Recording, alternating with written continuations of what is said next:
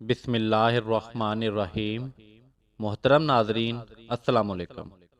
مسجد نبوی میں ایک ستون کو ستون حنانہ کہا جاتا ہے۔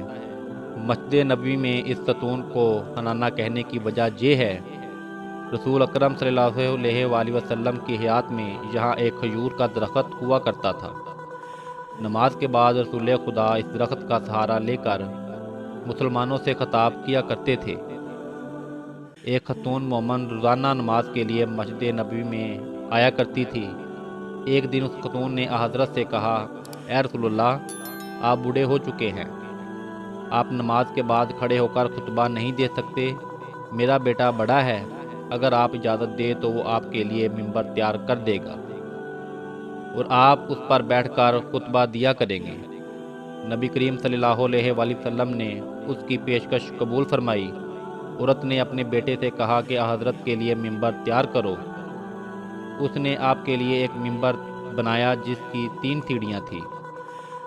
ممبر بنا کر مسجد نبی میں لے آئے اور حضرت کے خطبے کی جگہ پر رکھ دیا۔ جب اس دن نبی کریم صلی اللہ علیہ وآلہ وسلم نماز سے فارغ ہوئے تو آپ ممبر کی طرف تشریف لائے۔ جب آپ ممبر کی طرف جا رہے تھے اور کھجور کی طرف سے گزرے تو کھجور سے رونے کی آواز بلند ہوئی، جسے تمام مسلمانوں نے سنا، اور اس کے رونے سے حضرت خود بھی متاثر ہوئے۔ آپ نے اس درخت کو سینے سے لگایا جس سے وہ پرسکون ہو گیا۔ پھر آپ نے اس سے فرمایا، اے کھجور کے درخت، پریشان مت ہو، میں نے تیرے متعلق خدا سے درخواست کی ہے کہ وہ تجھے جنت کا درخت بنا دے گا۔ اس کے بعد درخت چپ ہو گیا اور اس کی رونے کی آواز رک گئی۔ بیان کیا جاتا ہے کہ وہ درخت بنی امیہ کے عہد تک مسجد میں باقی رہا۔ ایک مومن خاتون 300 درم کی تھیلی لے کر نبی کریم صلی اللہ علیہ وآلہ وسلم کی خدمت میں حاضر ہوئی۔ اس نے وہ رقم آپ کی نظر کی اور عرض کیا، یا رسول اللہ صلی اللہ علیہ وسلم، یہ درہم غربا میں تقسیم کر دیں۔ حضرت محمد صلی اللہ علیہ وسلم نے وہاں پر موجود ایک صحابی سے فرمایا، اس سے یہ تھیلی لے لو اور سونے کے یہ درہم زمین پر رکھ دو۔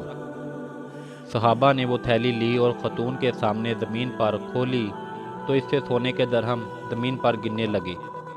جب خاتون نے یہ منظر دیکھا تو وہ حیران رہ گئی اور اس نے کہا، یا رسول اللہ، میں تو اس تھیلی میں چاندی کے درہم ڈال کر لائی تھی، اب سونے کے درہم اس سے کیسے نکلے؟ آپ صلی اللہ علیہ وسلم نے فرمایا، پریشان مت ہو، میں نے کہہ دیا کہ درہم سونے کے ہیں تو اللہ تعالیٰ نے اسے سونے میں بنا دیا۔ ایک مرتبہ ابو جہل اپنے دوست کو لے کر حضرت محمد صلی اللہ علیہ وآلہ وسلم کے پاس آیا اور بری بےہودگی سے کہا، اے محمد، تو کب تک ہمارے خداؤں کے خلاف باتیں کرتا رہے گا؟ اگر تو نے اپنی نبوت کے معجزے پیش نہ کیے تو ہم تجھے قتل کر دیں گے۔ نبی کریم صلی اللہ علیہ وآلہ وسلم نے فرمایا، جو تم چاہتے ہو ان قریب تمہیں دکھاؤں گا۔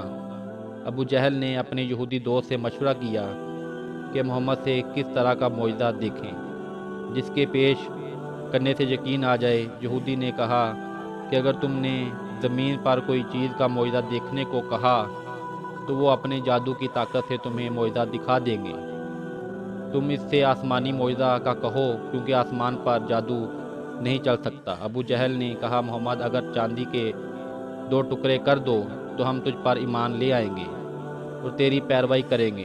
نبی کریم صلی اللہ علیہ وآلہ وسلم نے ابو جہل سے وعدہ لیا۔ اس بات کے درمیان قریش کے 14 افراد شریک تھے، انہوں نے بھی یہی وعدہ کیا، اور اگر تم چاند کے 2 حصے کرو تو ہم سب آپ پر ایمان لے آئیں گے۔ اس وقت جبرائیل آپ پر نازل ہوئے اور کہا کہ اللہ کہہ رہا ہے کہ ہم نے اخلاق نجوم کو آپ کے تابع کر دیا ہے، آپ جب چاہیں گے وہ آپ کے حکم کی تکمیل کریں گے۔ اللہ پاک کا یہ وعدہ سن کر آپ بھی راضی ہو گئے اور آپ نے فرمایا، جب چاند مکمل جوان ہو کر نظر آئے گا تو اس رات یہ معجزہ پیش کروں گا۔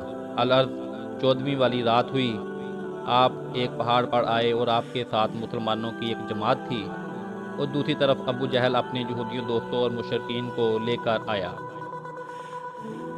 معجزہ دیکھنے سے پہلے آپ نے ان سے پھر وعدہ لیا اگر چاند کے 2 ٹکڑے ہو گئے تو وہ آپ کی نبوت پر ایمان لائیں گے۔ پھر نبی نے چاند کی طرف اپنے مبارک ہاتھ سے اشارہ کیا تو چاند 2 حصوں میں تقسیم ہو گیا۔ سبحان اللہ۔ ایک حصہ اپنی جگہ پر رہا اور ایک حصہ کافی دور چلا گیا۔ آپ نے ابو جہل اور مشرکین سے کہا کہ تم کو چاند کے 2 ٹکڑے نظر آ رہے ہیں؟ لوگوں نے کہا جی ہاں، چاند 2 حصوں میں نظر آ رہا ہے۔ اگر آپ نبی ہیں تو اشارہ کر کے دونوں حصوں کو اشارہ کریں کہ وہ ایک حصے میں چاند پہلی حالت میں واپس آ جائے۔ آپ نے پھر اشارہ کیا تو دونوں ٹکڑے آپس میں مل گئے اور چاند ویسے نظر آنے لگا جیسے پہلے تھا۔ نبی کریم صلی اللہ علیہ وآلہ وسلم نے لوگوں سے کہا، اب تم اپنا وعدہ پورا کرو اور اسلام کا اعلان کرو۔ ان میں سے صرف ایک یہودی نے اسلام قبول کیا اور اس وقت مسلمانوں نے خندق کھودنے کا سوچا۔ رسول اللہ صلی اللہ علیہ وسلم بھی صحابہ کے ساتھ شامل تھے۔